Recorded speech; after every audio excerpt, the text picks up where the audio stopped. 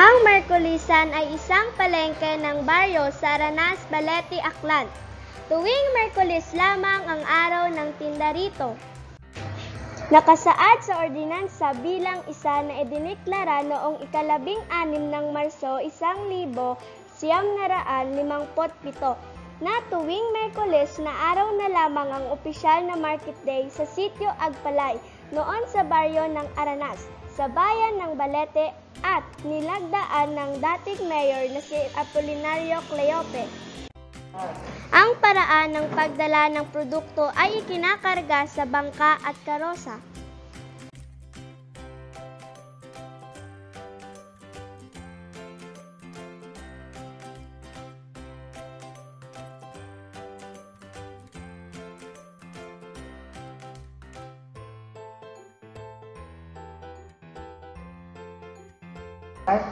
Abot hanggang gilid ng lansangan ang tumpok-tumpok na panindang dinadala dito. Barter o palitan ng paninda ang karaniwang ginagawa noon. Sa akong pagitanda, halin kadri si anyos ako. Una utang Merkulisan noon. Abo-abo ang baligya kun Merkulis. Abo-abo na bulante. Halos ka ng tanan ngayon na ito na panindahan na. Baliti man, hiruhay. Sabado at baliti amon ang kada Merkulis. From ligaron sa Footcourt Bridge up to ligaron sa ano nga puno-puno taong katuit, mga saging, mga balinghoy, kamuti, tanan-tanan ang mga product sa bukid ngayon hay. Puno tara, mga half hour hindi mo makita hindi na usoy kun mga ano. And then, siguro nag-uwi man si Lolo Isko. Lolo Isko is the owner of this land. Gindonate na. During that time, I see Ambrosito Fernandez Aranas ang barangay Captain. Yes, Aranas. Sa barangay Aranas. And then, grade 3 po ang kato. Pero tanda ko, tapos ay makabong-habong pa ang mga bakod-bakod kaya taro banda to. Pero bukod at nakaragid. Pag ano at mga rebinito ay siguro maano sa dasa. Mga rebinito na buwas kay ambor ka to.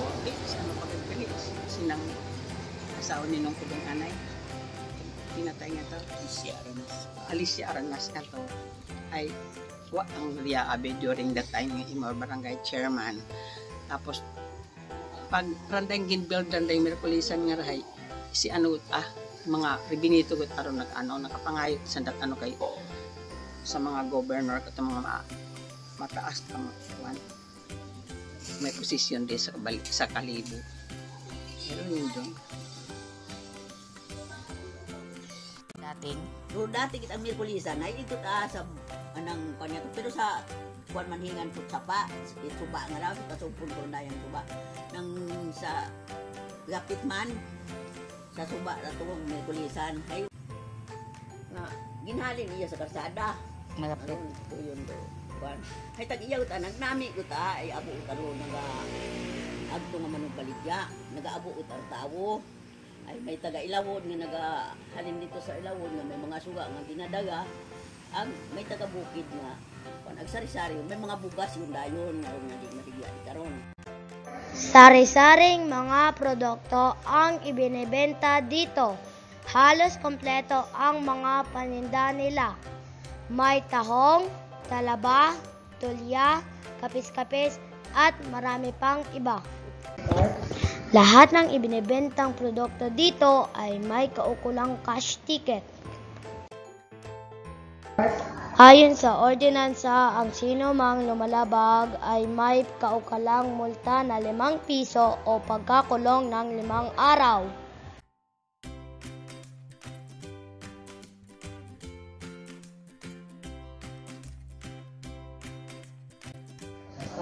Sa ngayon, kaunti na lang ang paninda rito.